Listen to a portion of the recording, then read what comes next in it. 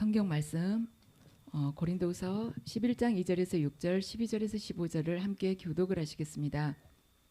내가 하나님의 열심으로 너희를 위하여 열심을 내노니 내가 너희를 정결한 처녀로 한 남편인 그리스도께 드리려고 중매함이로다. 그러나 나는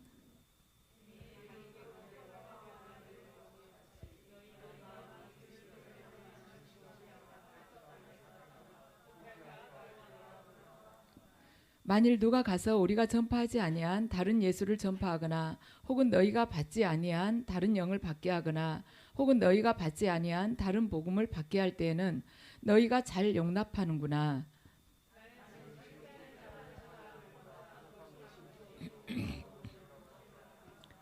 내가 비록 말에는 부족하나 지식에는 그렇지 아니하니 이것을 우리가 모든 사람 가운데서 모든 일로 너희에게 나타내었노라.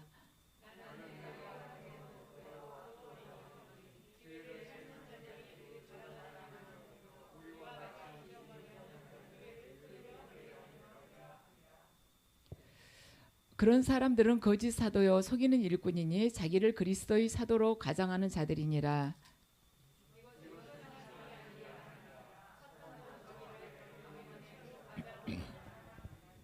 함께 읽으시겠습니다. 그러므로 사탄의 일꾼들도 자기를 의의 일꾼으로 가장하는 것이 또한 대단한 일이 아니니라. 그들의 마지막은 그 행위대로 되리라. 아멘. 잠시 주님께서 주시는 보혈의 은혜를 받으시겠습니다.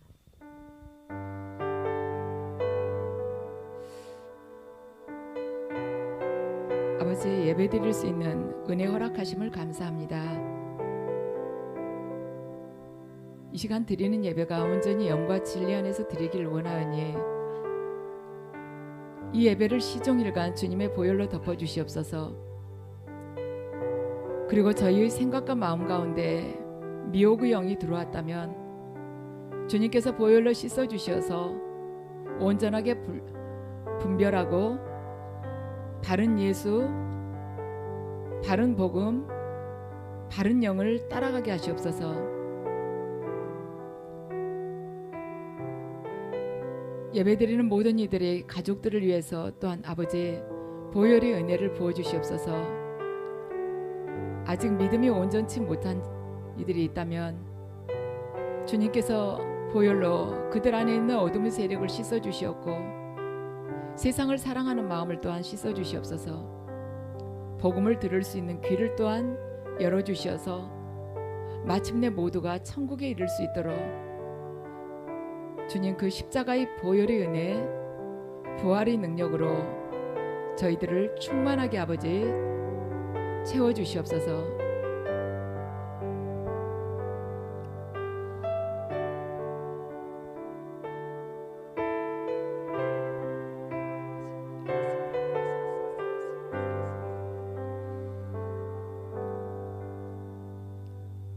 아멘. 이 시간에는 영적 미혹과 헛된 믿음이라는 제목으로 말씀을 전하겠습니다. 얼마 전에 어떤 분이 물어보세요. 어머니가 연세가 90이 넘었는데 90이 넘으면 믿음은 약하시다고 그러세요. 그런데 이 어머니한테 어떻게 해야겠냐고, 어떻게 해야지 좋겠냐고, 이제 얼마 안 남았으니까. 근데 제가 그 질문을 듣고 딱 마음속에서 이렇게 정리가 되는 것이 첫 번째는 회개를 철저하게 하시라고 그러라고. 왜냐하면 지금 그 연세면은 죽음을 준비해야 되기 때문에 하나님 앞에 우리가 서게 된다면, 죽고 나서 하나님 앞에 서게 된다면 일단 죄의 문제에 있어서 모든 것이 해결이 되고 서야 되잖아요. 그래서 작은 죄까지도 다 기억할 수 있으면 기억해서 회개를 하시라고 그랬고, 두 번째는 뭐냐면 오직 예수, 모든 것 다 제쳐놓고 오직 예수님 한 분뿐이시다, 예수님이 나의 전부다 하는 그 마음으로 말씀 보면서 기도하면서 주님만 바라보시라고 그렇게 해드리라고 제가 말씀을 드렸습니다. 그래서 제가 이제 이야기를 하다가 어떤 이야기를 하게 됐냐면, 믿음 생활이란 끝이 참 중요한 것 같다고. 시작을 몇 살에 했느냐가 문제가 아니라 끝을 제대로 주님께서 원하는 방식으로 끝을 매듭을 지었느냐, 그것이 믿음 생활에 있어서 아주 중요하다는 것입니다. 세상 속에서는 보면요, 뭐 이렇게 어떤 행사 상품 같은 거, 항공 비행기 티켓 같은 경우도 조금 행사에 있을 때는 좀 싸게 끊을 수 있잖아요. 그러면 갔다 오면 기분 좋잖아요. 그런데 그러고서 잊어버려도 되지만 믿음 생활은 그것이 아니라는 것입니다. 한 번 불 받고 그때 성령 충만하고 그걸로 끝나는 것이 아니라는 것이에요. 마지막 때 마지막까지 이 믿음을 제대로 잘 유지할 수 있느냐, 그것이 중요하다는 것입니다. 예수님께서는 마태복음 24장을 통해서 세상 끝날에 어떤 징조가 나타날 것인지를 말씀을 하셨어요. 마태복음 24장 4절에서 5절을 함께 보시겠습니다. 함께 읽으시겠습니다. 예수께서 대답하여 이르시되 너희가 사람의 미혹을 받지 않도록 주의하라.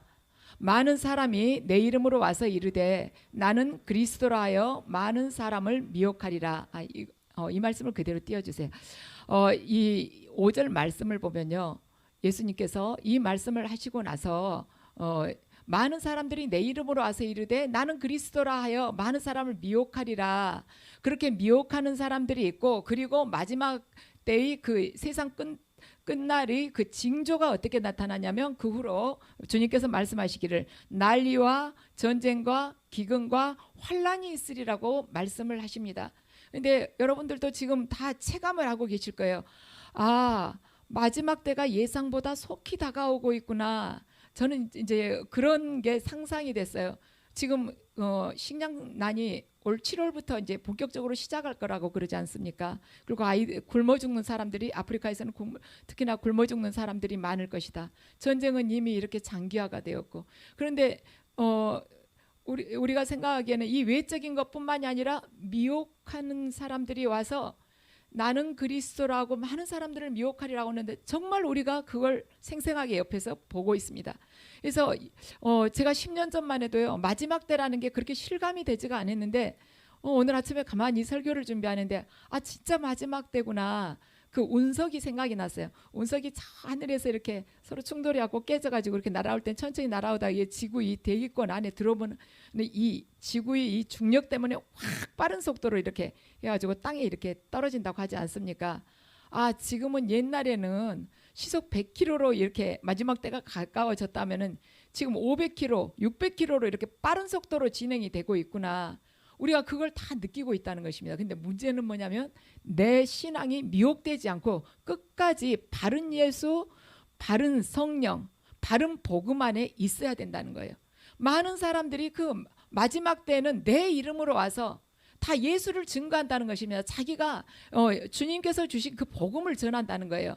그래가지고 예수님이 이런 분이다 하고 많은 사람을 미혹을 한다는 것입니다. 예수님이 이런 분이다. 예수님 아닌 누구를 증거를 하는 것이 아니라 예수님이 이런 분이라고 미혹을 하게 된다는 것입니다. 그런데 너희들 그때 잘 분별을 해야 된다. 오늘 본문을 통해서 사도 바울이 분명히 말을 합니다. 너희가 복음을 처음에 듣고 예수를 믿을 때 받았던 그 영, 그 성령이 아닌 다른 영을 너희들에게 받게 하는 자가 있다. 그 다른 영이 무엇이냐? 바로 미혹하는 영이라는 것입니다. 거짓 영이라는 것이에요. 근데 우리는 지금 생각할 때 어떻게 미혹이 되지? 정신 똑바로 차리지. 왜 신천지에 사람들이 몰려가지? 그 사람들은 왜 신천지를 가서 있을까? 왜 이야기해보면 태어난데도 왜 신천지에 가서 그게 옳다고 앉아있을까? 할 수 있지만 우리가 13절을 보면요, 그 속이는 일꾼에 의해서 속아 넘어간다는 것이에요.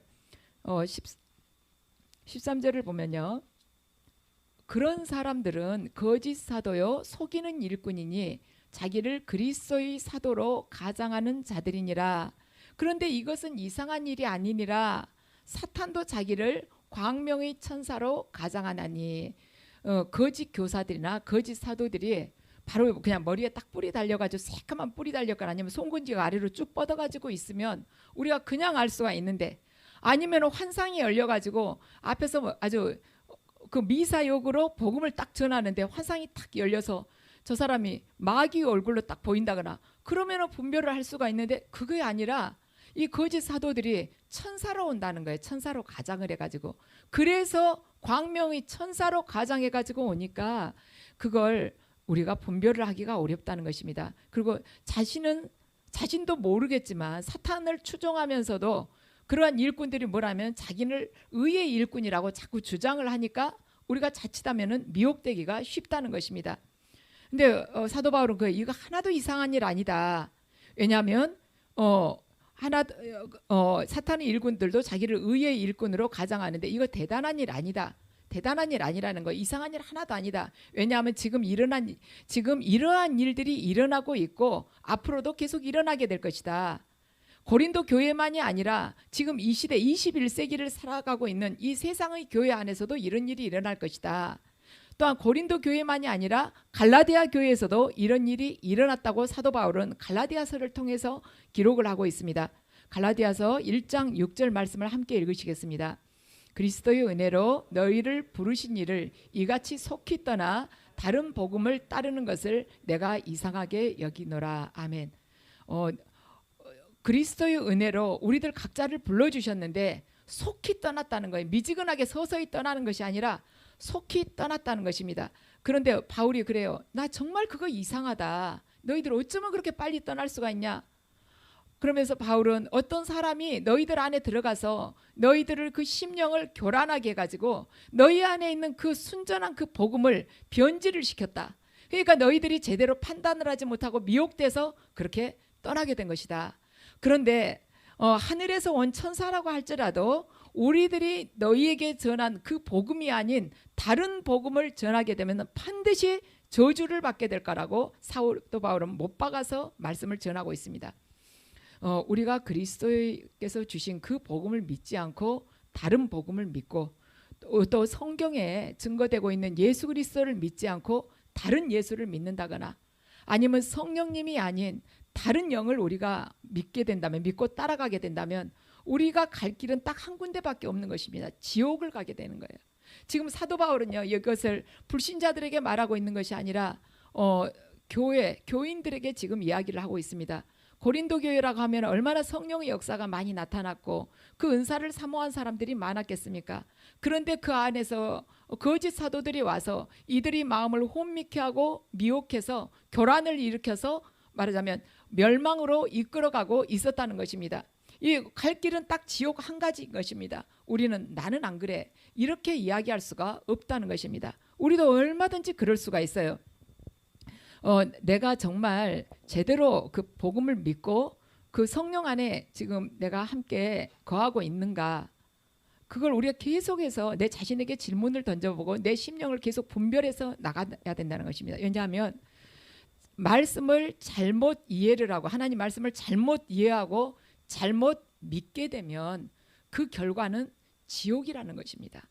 교회에서 아무리 예배를 많이 드리고 내가 기도를 많이 한다고 할지라도 잘못 믿으면요, 잘못된 말씀을 잘못된 지도자에게 듣고서 믿게 되면 우리는 구원이 취소가 되는 거예요. 왜냐하면 믿음은 들음에서 나고 들음은 하나님의 말씀이라고 하지 않았습니까? 근데 하나님의 말씀을 듣고 거꾸로 해보면요, 제대로 믿어야만이 우리가 구원을 받는다는 거예요.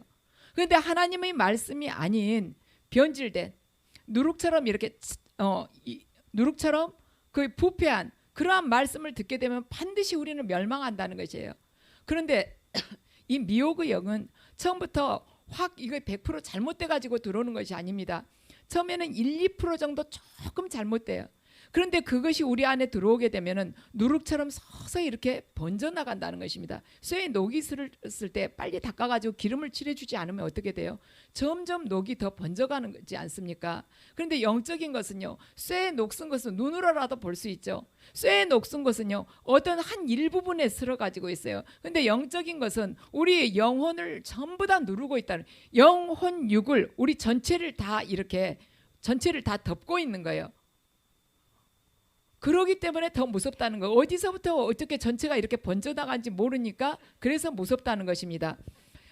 예수님을 믿는다는 것은 굉장히 중요한 거예요. 왜냐하면 예수님을 믿어야만이 죽은 후에 천국을 갈 수 있기 때문이죠. 그런데 예수님을 믿되 성경 말씀대로 제대로 믿는 것이 예수님을 그냥 믿는 것보다 훨씬 더 중요하다는 것입니다. 많은 사람들이 교회 다니는 성도들이요, 다 자기 예수를 믿는다고 그래요. 근데 제대로 예수를 믿고 있느냐는 것입니다. 나름대로는 다 열심히 믿는다고 그러고 또 심지어는 한술 더 떠가지고 자기 상급 받는다고까지 말을 합니다. 자기 상급 받는다고 큰 소리 치는 사람 치고 변질되지 않는 사람이 아마 99.0.0001%도 안 될 것입니다. 상급 받는다고 큰 소리 치는 사람 속에 어찌 교만의 영이 안 들어 있겠습니까? 나름대로는 상급 받을 이만큼 했는데 내가 이 정도면 됐지 하는 사람이 어찌 그 사람이 예수 그리스도의 그 인격, 그 향기가 그 사람을 통해서 흘러나올 수가 있겠습니까? 우리가 미혹된 경우를 보면요, 너무 쉽게 속고 있어요. 이게 마지막 때에 나타난 징조라는 것입니다. 왜 그렇게 쉽게 속을까? 사탄이 천사로 가장하기 때문에 이단에 속했다가 떠난 사람들 보면요, 그 이단인 줄은 알지만 그 시간들이 순간순간 많이 그립다고 합니다. 왜냐하면 너무 그 이단 그 종교에 들어가 가지고 서로 나누었던 사랑이 그렇게 그립대요. 사랑해져 가지고 그 사랑을 잊을 수가 없대요. 이단 종교에 빠졌었지만 떠나왔어도 그 사랑을 일반 이 교회에서, 이 복음적인 교회에서 그만한 사랑을 느끼지를 못하니까 그때로 간혹 돌아가고 싶은 생각이 든다는 것입니다. 그래서 그걸 끊기가 그렇게 어려워요. 사탄은 위장의 명수이고 거짓의 아비입니다. 일단 거짓말을 입에서 줄줄 하면은 저 사람 사탄이 제대로 쓰고 있구나, 이렇게 생각을 하시면 됩니다. 거짓의 아비라는 거예요. 저도 설교 준비하면서 이렇게까지 했구나 하는 걸 보고 깜짝 놀랐어요. 2차 세계대전 때 나치 독일의 선전장관이었던 요세프 괴벨스라는 사람이 있습니다. 여러분 인터넷 이렇게 찾아보면 금방 찾을 수가 있어요. 이 사람은 명언을 했어요. 뭐라고 명언했냐면 거짓말을 100번을 하면 진실이 된다, 이렇게 말한 것입니다. 그러니까 사람들에게 진실이 뭐인지 딱 철저하게 숨겨버리고 나서 거짓말만 계속 들려주잖아요. 그러면 거짓말이 어느 순간 진실로 딱 변해들어가지고 진실로 변해서 사람들 안에 그것이 진짜다 하고 이렇게 믿게 만들어진다는 것입니다. 거짓말 계속 들어봐요. 진짜 같아요. 진지하게 들어볼수록 더 진짜 같습니다. 왜냐하면 사탄이 그 흘려내는 그 미혹의 영이 계속 내 안에 덮치기 때문이에요. 그래서 나중에는 그 거짓이 진실인 것 같고 진실이 가짜같이 그렇게 여겨지는 것입니다. 그것이 바로 사탄의 수법이에요. 진리하고 거짓하고 교묘하게 이렇게 섞습니다. 거짓을 100%를 말하지 않아요. 진리를 한 5, 60% 그렇게 이렇게 섞어가지고 말을 해요. 그래가지고 교회 안에서 가르치잖아요. 그러면 수많은 사람들이 미혹되는 것이죠.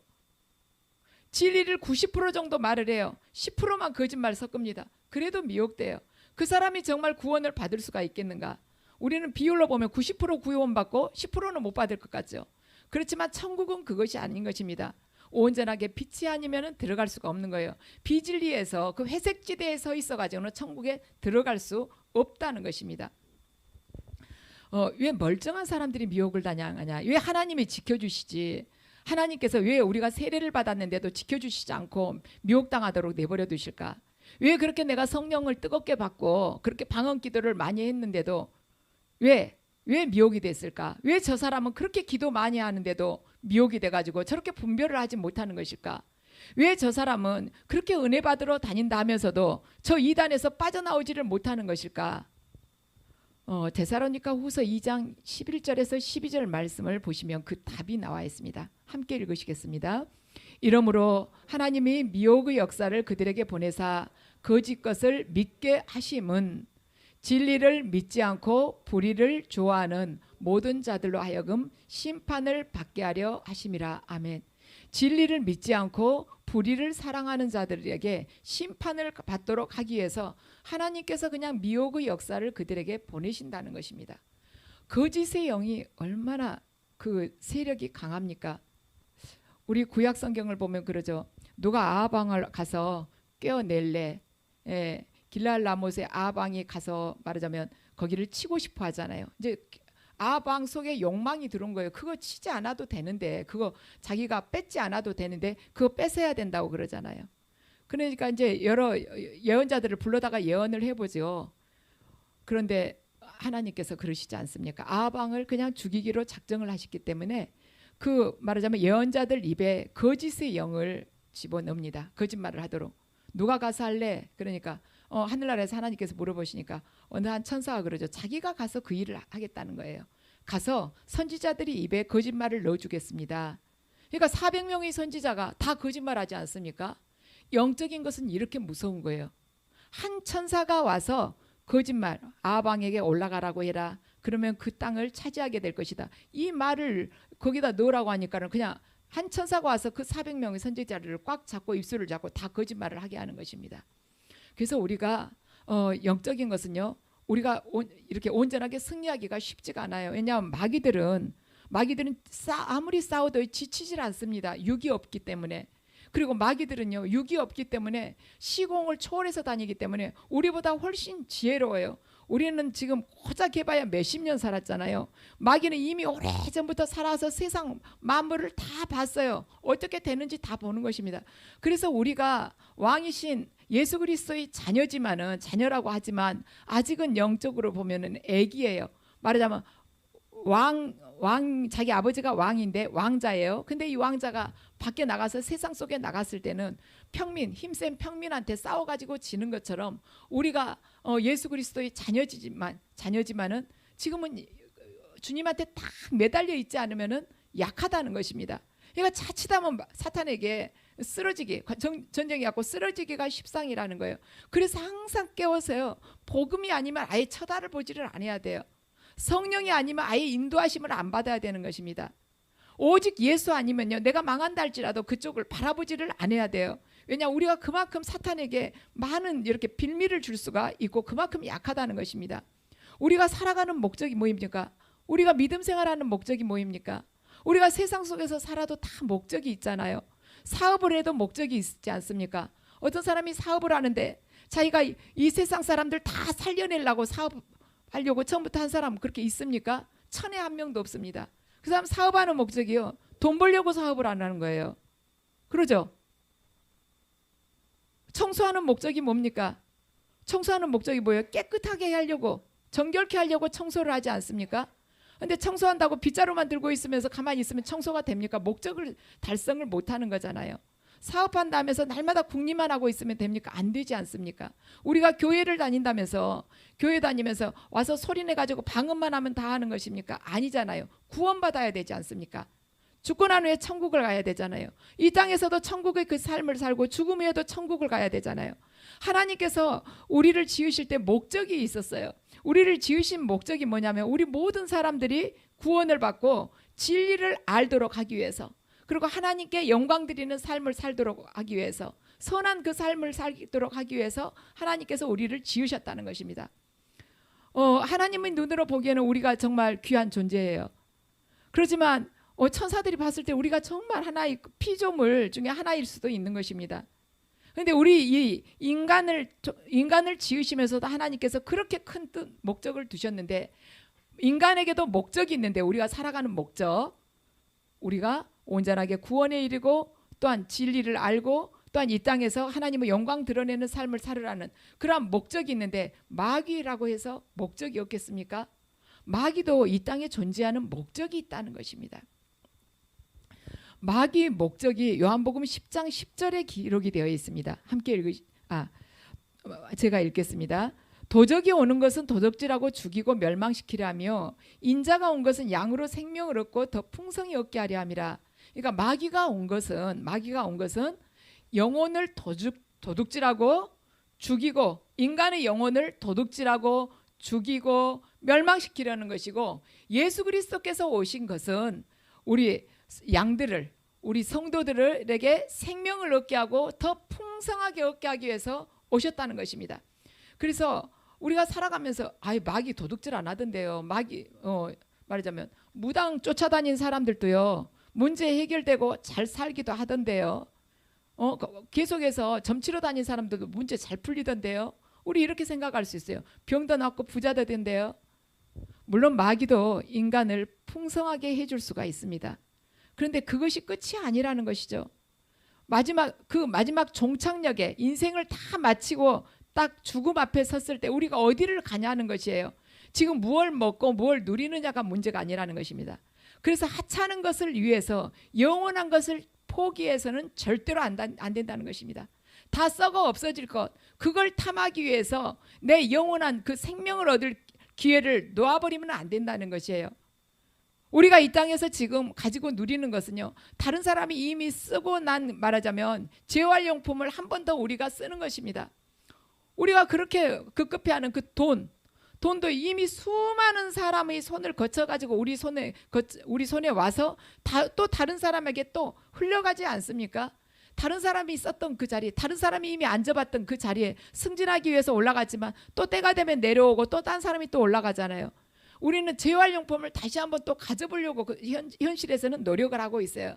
그런데 그것이 내 인생의 목적이 되어서는 안 된다는 거. 물론 가지면 좀 더 편리하게 우리가 살 수가 있죠. 편리하게 살 수는 있지만 목적은 아니라는 것입니다. 고린도서 4장 18절 말씀을 함께 읽으시겠습니다. 우리가 주목하는 것은 보이는 것이 아니요 보이지 않는 것이니 보이는 것은 잠깐이요 보이지 않는 것은 영원함이라. 아멘. 이렇게 보이는 것은 잠깐이요 보이지 않는 것은 영원하다고 성경에서 분명히 말씀을 하시는데, 이 땅의 그리스도인들은 마귀에게 이 마음이 속아가지고 불편한 거, 조금 불편하면은 못 참고 불평하고, 조금 수치스러운 일을 당할 것 같으면은 그걸 확 차고 일어나가지고 나에게 수치를 준 사람한테 더 악하게 대하고, 또한 억울한 것 당하면은 저 사람 기어코 비리 밝혀내가지고 내가 저 사람 땅에다가 쳐매야겠다, 그런 생각을 하는 사람들도 있다는 것입니다. 근데 주님께서는 그러지 말라 그런 거예요. 보이는 것은 잠깐이란다. 너 지금 억울해? 너 사는 거 굉장히 불편하고 부끄럽지? 너 내 말씀대로 걸어와. 내가 회복시켜 줄게. 계속해서 너를 그 바닥에다 두지 않을 거야. 다만 이 시간을 통해서 네 믿음이 더 정결하게 되기를 원해. 네가 내 안에 더 깊이 들어오기를 원해. 그리고 네가 죽음을 넘어선 그 부활의 신앙을 갖기를 원해. 이 광야길을 네가 잘 건너오기를 바래. 그리고 나면 이 광야를 통해서 내가 너에게 준 축복이 있을 거야. 눈에는 보이지 않지만 네가 반드시 내가 감추어놓은 그 축복을 네가 받아 누리게 될 거야 하고 하나님께서는 우리에게 말씀을 하시는 것입니다. 그런데 마귀의 목적이 인간을 지옥으로 끌고 가는 것이 목적이라고 하는데, 마귀가 현실 속에서는 어떤 일을 우리들에게 하고 있을까? 마귀는 현실 속에서요, 우리 믿음을 파손시키려고 하는 것입니다. 디모데전서 1장 19절 말씀을 함께 읽으시겠습니다. 믿음과 착한 양심을 가지라. 어떤 이들은 이 양심을 버렸고 그 믿음에 관하여는 파선하였느니라. 아멘. 파선했다. 배가 깨져버렸다는 것입니다. 근데 배가 깨졌다는 것은 깨지기 전에는 배의 형체가 잘 이렇게 보존이 되어 있었다는 거예요. 우리의 믿음, 이 말씀 그대로 우리의 믿음도요, 파선하기 전에는 내 나름대로는 바르게 믿는다고 할 수 있는데, 미혹의 영에 딱 미혹이 되고 나면은 아예 배가 깨져가지고 물속에 침몰해 버리는 것처럼 그렇게 될 수가 있다는 거예요. 우리 영혼이. 그렇게 되면 어떻게 되는가? 믿음이 파손돼 버리면은 우리가 천국을 잃어버리게 되는 것입니다. 그냥 지옥으로 가게 되는 것이에요. 이 믿음이 파손됐다, 이 말을 우리가 잘 묵상을 해봐야 되는데, 믿음을 가졌다는 거예요. 처음에 우리는 믿기만 하면 구원받는 줄 알지만은 믿음이 파손을 하기도 한다는 것입니다. 믿음이 실족을 하기도 한다는 것이에요. 실족이 뭡니까? 발을 잘못 디뎌가지고 넘어지는 것이 실족이잖아요. 처음에 잘 딛고 걸어왔다는 거예요. 출발을 한동안. 근데 잘못해가지고 미끄러져서 넘어져 버렸다는 것입니다. 우리 믿음이 처음에는 제대로 잘 순탄하게 말씀대로 잘 걸어왔지만 중간에 배가 파손하듯이 잘못돼가지고 멸망의 길로 간 사람이 있고, 발을 잘못 디뎌가지고 넘어져가지고 말하자면 몸을 다친 사람처럼 믿음이 잘못 넘어져가지고 깨져버린 사람이 있다는 거예요. 구원을 얻지 못하는 사람이 있다는 것입니다. 그래서 우리는 한 번 구원은 영원한 구원이다, 이 말을 여러분들 전체에게 다 적용해서는 안 된다는 거예요. 분명히 성경에는 파선한 믿음이 있다고 그랬어요. 실족한 믿음도 있고 배교한 믿음도 있다고 말씀을 합니다. 배교라는 게 뭐예요? 처음에 잘 믿었는데 돌아섰다는 거잖아요. 그러니까 한번 몇 년 10년 잘 믿었다 해서 천국 가는 것이 보장되는 것이 아니라는 것은 성경이 분명히 지금 경고를 하고 있는 것입니다. 우리 생각에는 왜 저 사람은 기도를 그렇게 많이 하는데 저 잘못된 이단에서 빠져나오지 못할까? 왜 저 사람은 주의 종으로서 자기가 십자가를 지고 죽으면 죽으리라고 했는데 왜 성범죄를 짓까? 왜 저 사람은 옛날에 그렇게 바르게 하더니 교회에서 사기 행각을 벌리고 저럴 수가 있을까? 우리 그런 생각할 수 있습니다. 근데 여기로부터 우리가 다 모두가 자유로운 사람은 하나도 없다는 것입니다. 왜냐하면 미혹의 영이 작정을 하고 우리를 공격을 하게 되면 우리가 늘 깨어있지 않을 때는 그 교묘하게 들어오는 미혹의 영 때문에 우리가 언제든지 우리의 믿음이 파산할 수 있기 때문입니다. 사탄이 아주 광명의 천사로 이렇게 나타나 가지고 우리한테 온갖 교묘한 걸로 말을 하는데 우리가 안 넘어갈 수가 있겠습니까? 사도 바울은 말이 서툴렀다고 그래요. 고린도 교인들한테 쓰는 편지를 보면. 그런데 편지로 쓰는 것은 무게가 있고 그랬다고 이렇게 기록이 되어 있는데, 말을 잘한다고 해서 그 사람이 복음을 제대로 전하는 사람이 아니라는 것이죠. 그런데 우리가 오늘 본문을 보면요, 고린도 교회에서 활동했던 거짓 사도들이 활동이 있습니다. 무엇을 했을까? 이 사람들이 한 것이 뭐냐면 바울이 전하지 않는 다른 복음, 다른 예수, 다른 영을 이 사람들이, 고린도 교인들이 받게 했다는 것이에요. 거짓 사도들이요, 수만 명이고 그걸 들은 사람이 몇십 명인 것이 아니에요. 거짓 사도들은 몇 명 안 됩니다. 그런데 이것이 말하자면 전해져서 이 미혹의 영이 들어가게 되면은 수많은 교인들이 멸망으로 가게 된다는 것입니다. 그래서 여러분들 인터넷 보면 많은 이렇게 설교 말씀들이 이렇게 올라와 있지 않습니까? 여러분들 잘 분별해 가지고 그거 보셔야 돼요. 지금은 이단들이 너무나도 활동하기가 좋은 시대입니다. 왜냐하면 유튜브에 누구든지 올릴 수가 있잖아요. 근데 여러분들이 이단 그 사이트를 보면요, 조회수가 그렇게 많을 수가 없어요. 그래서 여러분들이 좋은 말씀을 사모하시면서 들으신다 할지라도 잘 분별해서 많은 이렇게 성경을 통해서 제대로 검증된 그러한 말하자면 목사님들, 그런 복음 전도자들이 그 설교를 여러분들 들으시기 바랍니다. 그러면 성령과 악령, 거짓 사도와 참 사도를 분별하는 우리가 기준이 있어야 되잖아요. 거짓 교사와 진짜 주님께서 말하자면 인정하시는 참 교사를 분별하는 기준이 있어야 되지 않습니까? 우리 잘 분별해서 따라가야 되잖아요. 하나님이 역사한가, 저 사람 통해서 하나님이 역사한가, 사단이 역사한가, 그걸 분별하는 기준을 알기 위해서는 첫 번째는요, 말을 들을 것이 아니라, 그 사람 말을 들을 것이 아니라 그 사람으로부터 맺혀지는 열매를 봐야 됩니다. 말은요, 사기꾼들이 훨씬 잘해요. 제가 지금은 이제 이렇게 주님 만나고 믿음 생활하니까 제가 그런 말을 별로 안 했지만 옛날에는 그랬어요. 말 길게 하는 사람은 사기꾼이라고 보면 된다고. 얼마나 유창하게 아주 설명을 잘한지 몰라요. 꼬박 넘어가게 하죠. 그렇지만 그 사람 안에 진실이 몇 프로나 되겠습니까? 열매를 봐야 돼. 말만 가지고는 절대 믿을 수가 없다는 것입니다. 말로는 얼마나 우는 소리하고요, 앞에서 긍휼한 마음 흘러나오도록 얼마나 말하자면 불쌍한 척하고, 아니면 굉장히 믿음 좋은 척하고, 지금 이 자리에서 순교라도 할 것처럼 말을 하지만 그 사람을 통해서 삶이 열매가 보잘것이 없다면, 열매가 하나님께서 말씀하신 그 열매, 성령의 열매가 맺히지 않는다면 절대로 따라가서는 안 되는 것입니다. 성경적으로 아무리 많이 한다 할지라도 그 사람의 행위가 하나님의 사람답지 못하다면 돌아서야 돼요.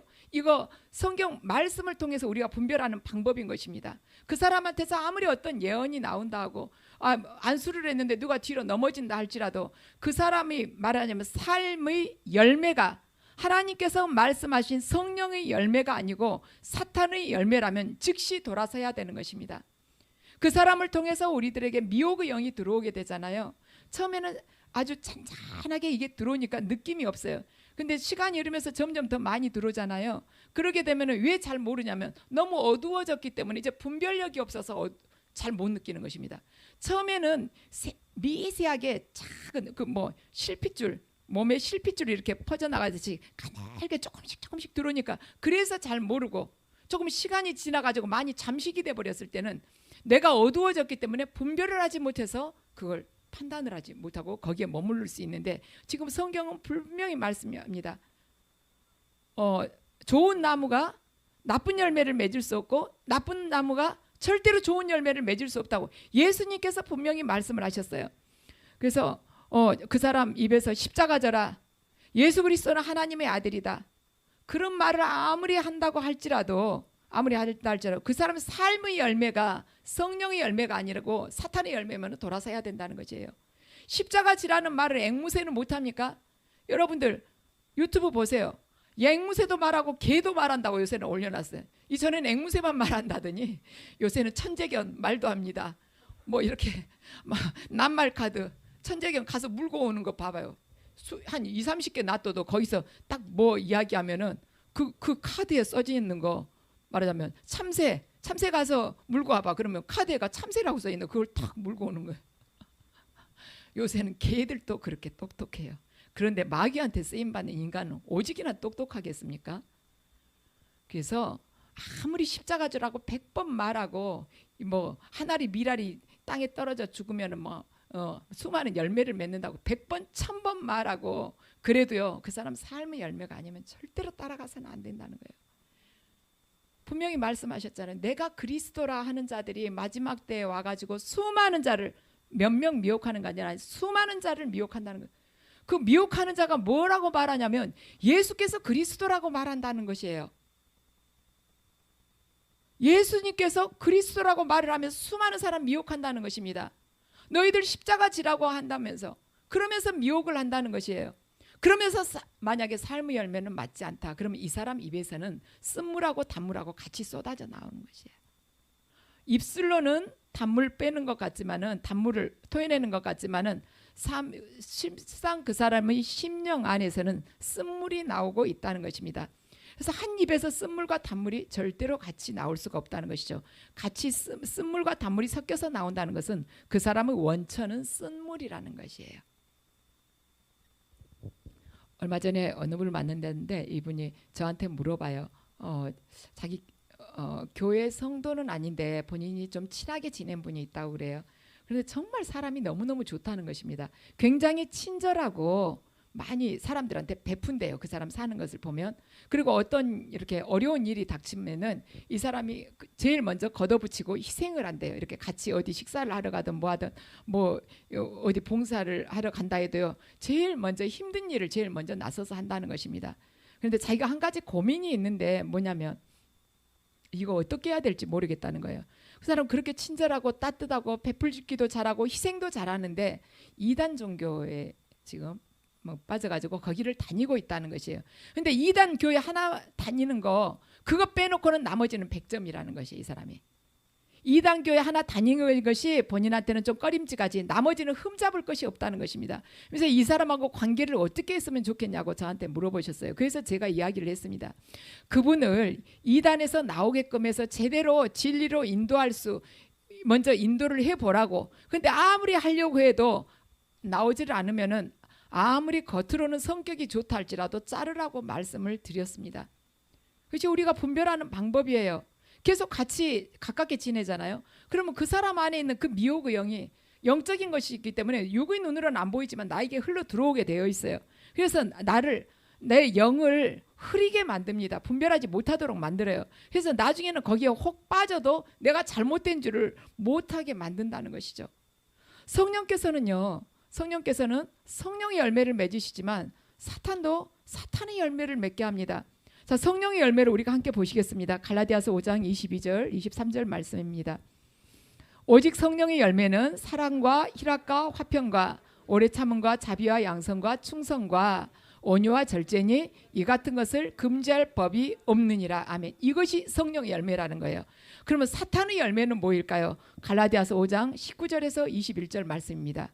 육체의 일은 분명하니 곧 음행과 더러운 것과 호색과 우상 숭배와 주술과 원수 맺는 것과 분쟁과 사기와 분냉과 당 짓는 것과 분열함과 이단과 그다음 투기와 술 취함과 방탕함과 또 그와 같은 것들이라. 전에 너희에게 경계한 것 같이 경계하노니 이런 일을 하는 자들은 하나님 나라를 유업으로 밟지 못할 것이요. 아멘.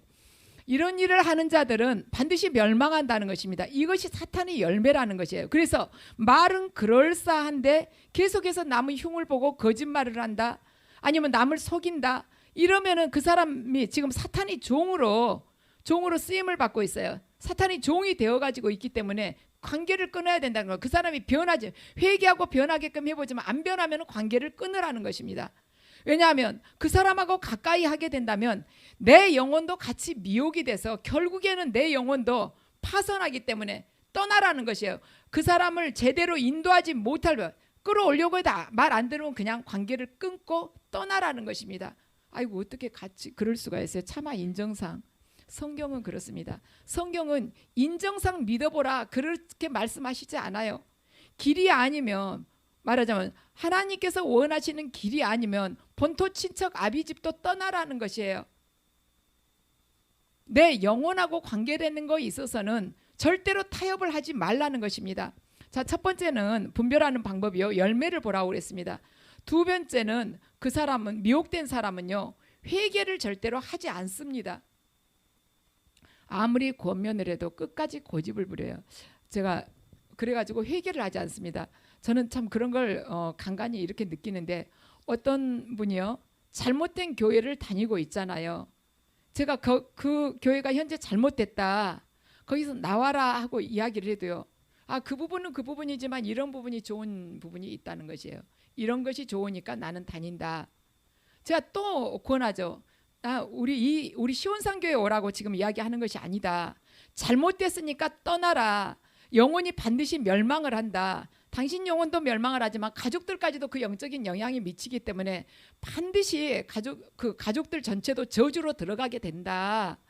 떠나라 해도 안 돼요. 이 부분이 장점이 있고, 제가 지적한 그 부분은 좀 문제가 약간 있긴 하지만 다른 부분들, 말하자면 누리려고 그 부분을 보고 간다는 것입니다.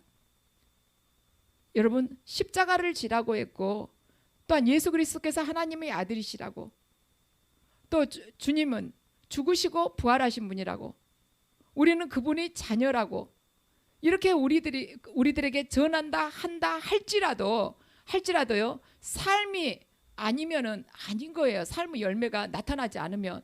쓴물하고 단물이 한 입에서 나올 수가 있겠습니까? 아니잖아요. 이 부분은 괜찮아. 이 부분 나 잘못된지 알아요. 이 부분은 괜찮아요. 저는 이 부분만 보고 다닐 거예요. 아니라는 것이죠. 한 입에서 쓴물과 단물이 같이 나올 수가 없다.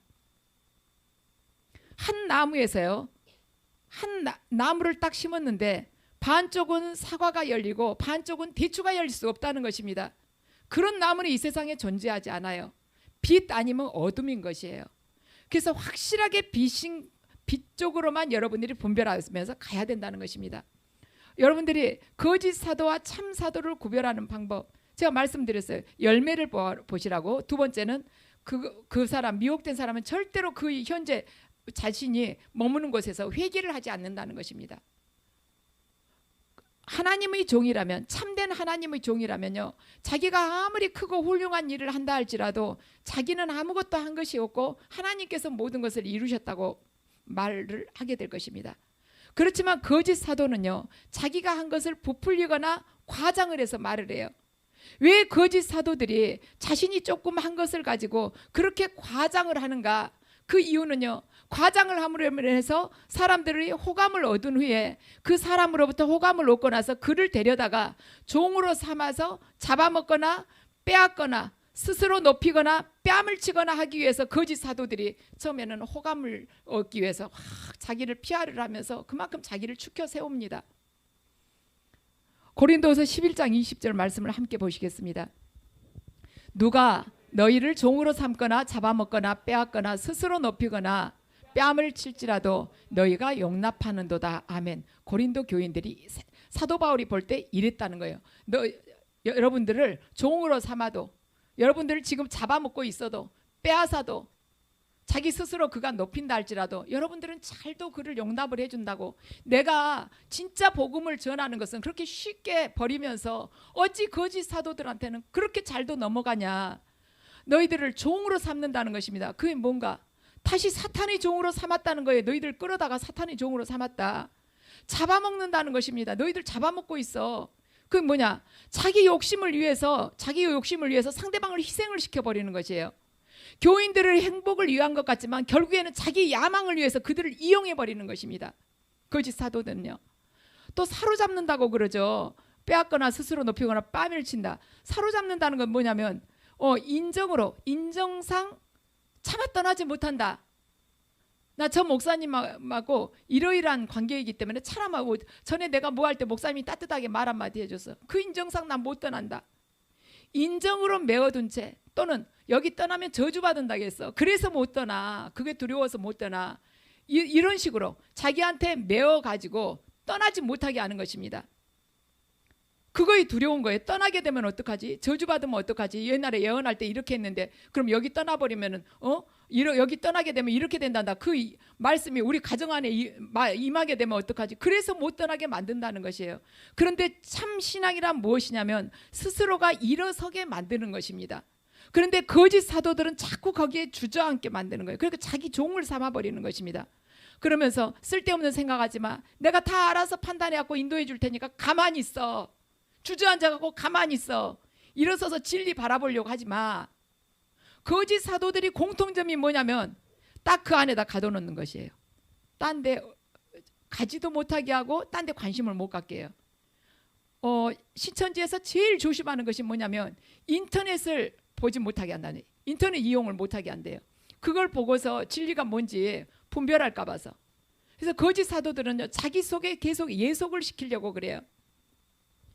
바울은 고린도 성도들이 거짓된 그 말씀에, 복음에 쉽게 용납하는 것을 지금 책망을 하고 있습니다. 너희가 뺨을 맞아도 그렇게 잘도 용납한다.